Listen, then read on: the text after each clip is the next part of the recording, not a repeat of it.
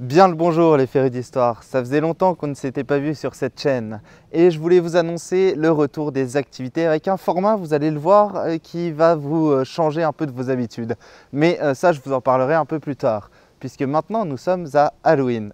Et pour Halloween, je voulais vous emmener dans un endroit tout à fait remarquable pour reprendre les activités, pour reparler d'histoire, pour que l'on puisse se retrouver à nouveau ensemble dans une ambiance festive et un peu étrange. Bienvenue dans le cimetière de Saint-Hilaire, bienvenue pour un nouveau jour d'histoire.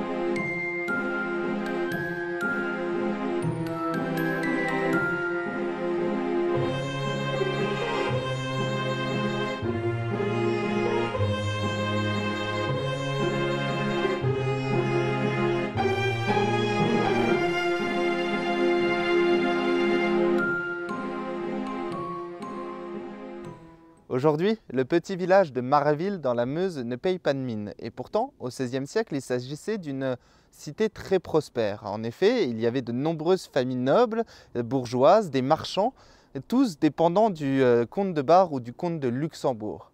Là, actuellement, je suis à 2 km du village, devant l'église originelle du petit bourg. En effet, voici derrière moi la chapelle Saint-Hilaire, qui date du XIIe siècle. Elle a largement été remaniée au cours de la période gothique, mais ce n'est pas elle qui nous intéresse particulièrement.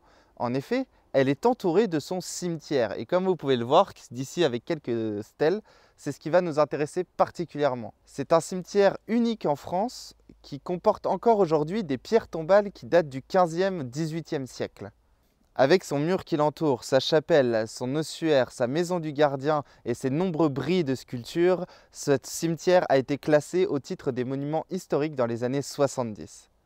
C'est aussi un merveilleux plongeon dans l'histoire qui nous ramène à une époque où les cimetières jouent un rôle très important pour les sociétés. Je vous propose de le découvrir avec nous sans plus tarder.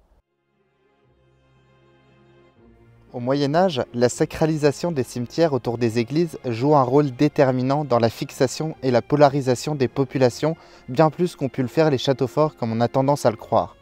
Le village est à cette époque la communauté des vivants et des morts qui sont solidaires. Les vivants doivent prier pour les morts afin de leur permettre d'accéder au paradis. L'importance du cimetière de Marville peut largement témoigner. Évoquons également que même si l'Église a souvent réfuté l'idée de la présence des revenants dans notre monde, malgré les démons, le diable ou les anges, la frontière entre le visible et l'invisible, entre l'au-delà et le terrestre, est poreuse. Les morts sont proches des vivants.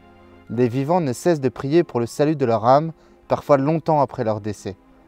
De nombreuses superstitions populaires entourent d'ailleurs les revenants. Mais au Moyen-Âge, ce n'est pas tant le revenant qui effraie que la raison pour laquelle il revient parmi les vivants. Il peut exiger d'un client qu'il rembourse ses dettes. Il peut s'en prendre à un rival qui va bénéficier de celle qu'il devait épouser au moment de sa mort. L'idée de devoir rendre des comptes avec le disparu effraie particulièrement. Et au vu des nombreuses légendes qui ont traversé le temps, marqué l'histoire du cinéma ou encore la résurgence des chasses aux fantômes, cette frontière entre les vivants et les morts ne semble finalement pas tant renforcée que cela.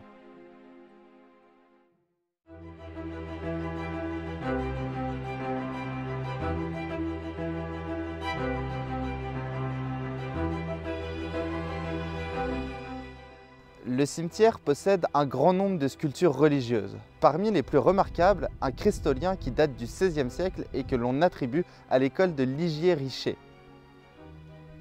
Mais surtout ceci, un ensemble de 4 stèles qui datent du XVe siècle. Elles sont dressées devant l'édicule du jugement dernier, représentant les apôtres sauf Judas dont la place est restée vide. Elles servent de monument à des stèles anépitaphes, c'est-à-dire sans titre et sans inscription, qui datent du XVIe siècle. Deux sont datés de 1561 et 1567. Il est difficile cependant de savoir si ces stèles sont d'origine ou si elles constituent les éléments d'un ensemble non identifié.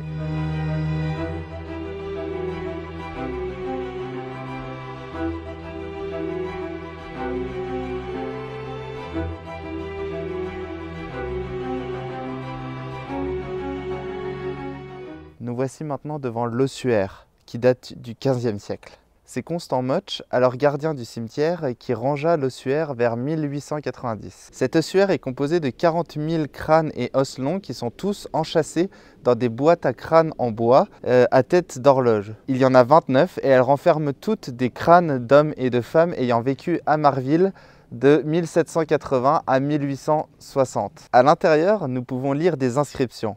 « Nous avons été comme vous serez comme nous, priez Dieu pour nous. »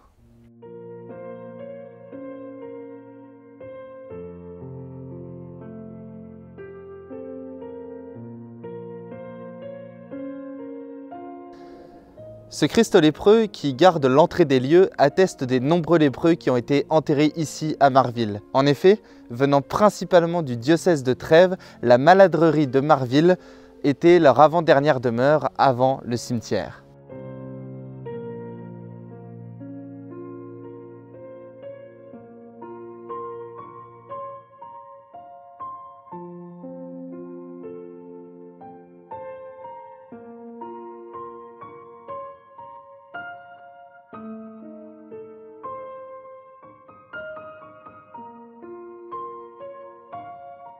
Plus récemment, Marville a été une base militaire aérienne de l'OTAN.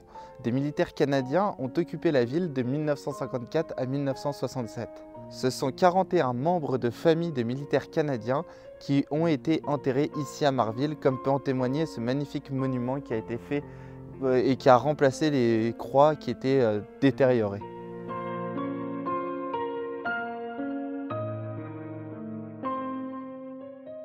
En avril 2008, c'est 28 tombes de ce cimetière qui ont été profanées. Mais malgré tout ça, les vandales n'ont pas réussi à enlever toute la beauté de ce lieu. Un véritable plongeon dans l'histoire que j'espère vous avoir fait partager aujourd'hui. J'espère que ça vous donnera envie d'aller y faire un tour, d'aller même dans les cimetières plus proches de chez vous. Peut-être que vous pourriez découvrir de nombreuses et belles choses. Si vous avez aimé cette petite visite, je vous invite fortement à me laisser un petit pouce bleu, à vous abonner, à rejoindre les réseaux sociaux Un Jour d'Histoire sur lesquels vous pourrez retrouver d'autres contenus. Car oui, maintenant nous relançons la chaîne. Même si c'était Halloween aujourd'hui, sachez que très prochainement d'autres vidéos arriveront.